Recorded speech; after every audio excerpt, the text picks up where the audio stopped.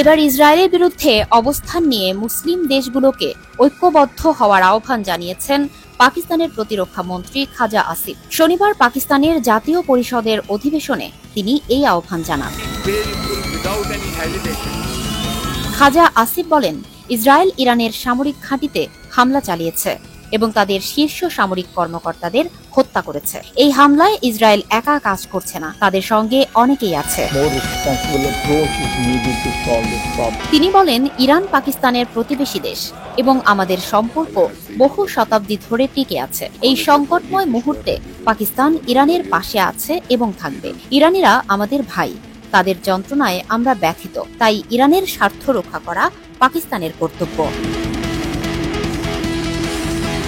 পাক প্রতিরক্ষা মন্ত্রী বলেন, পশ্চিমা বিশ্বের অনেক অমুসলিম জনগণও এখন ইসরায়েলের বিরুদ্ধে প্রতিবাদে সামিল হচ্ছেন।